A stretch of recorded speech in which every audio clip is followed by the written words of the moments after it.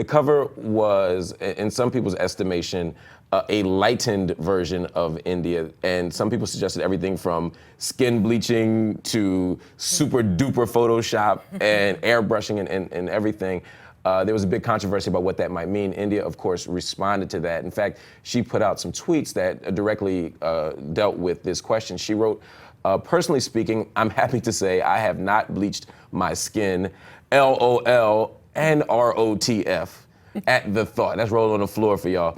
Politically speaking, racism, colorism in the black community is a much larger songversation and skinversation. She said that I'd like to shed light on. That conversation is real. Let's keep talking. What I was shocked by is how negative it got. Yeah. My Twitter timeline was lit up with all kind of just curse words, and I've never. Really? Oh, it was just everything. I mean, everything. I mean, every single curse word that you just can't say, all of it. Wow. I mean, all of it. And I have never experienced anything like that in my personal life or professional life ever, or anything like that. Yeah. So it was shocking, and it was also shocking that when I said I didn't, people were still like, yeah, you did. I was like, wait, that's when I started getting irritated, because at first it was like, whoa, this is interesting. The other thing that startled me was that I have a creative team of top-notch women. Mm-hmm. My stylist, my mom, the photographer was a woman. Like, all the people who are my close inner business and friendship circle are all top-notch, very, very intelligent women, all black. Beautiful, yeah. Except for my makeup artist. Mm-hmm. But anyway, side note. Hey!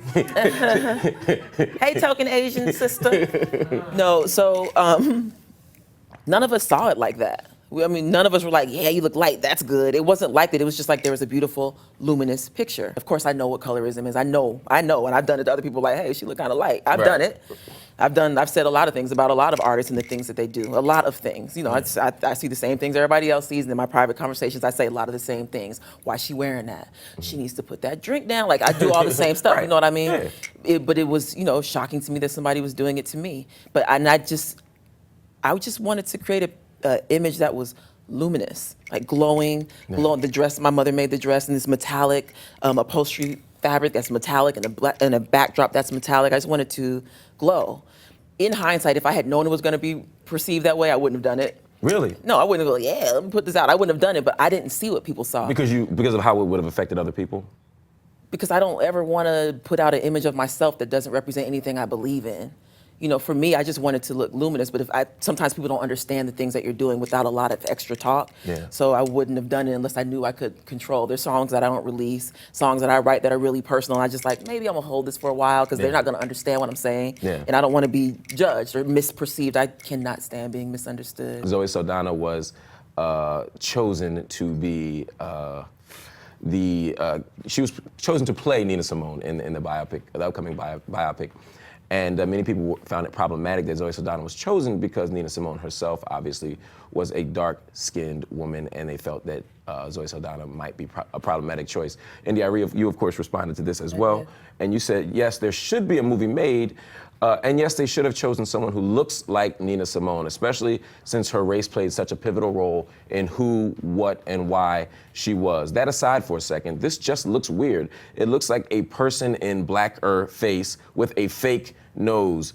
Really? I'm still figuring out what this whole cocoa butter thing is about for me on an internal spiritual level, why it happened to me. Yeah. And the best I've come up with is that I had needed to look at myself and how hard I judge people. Because I do. I really do. And because there's a difference in being opinionated and judgmental. Yeah. I'm still trying to figure out what that fine line is. I think we all are. I mean, I think we all are. Yeah. And that's something that I have been praying to not be.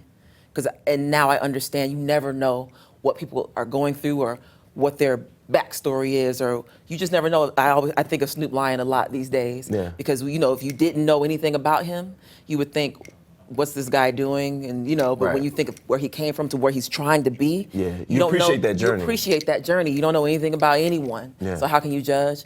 It was not my intention to be hard on her. Yeah. You know, it wasn't personal. It was more, there are more people involved in her being the choice than that.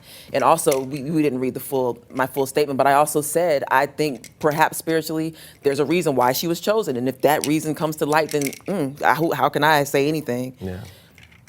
My conversation is my great love and admiration for Nina Simone. Yes. Because it's not just that she played Nina Simone, it's that she was chosen to carry her legacy. This is the first film made about her. Finally, somebody's making a film. We all want that.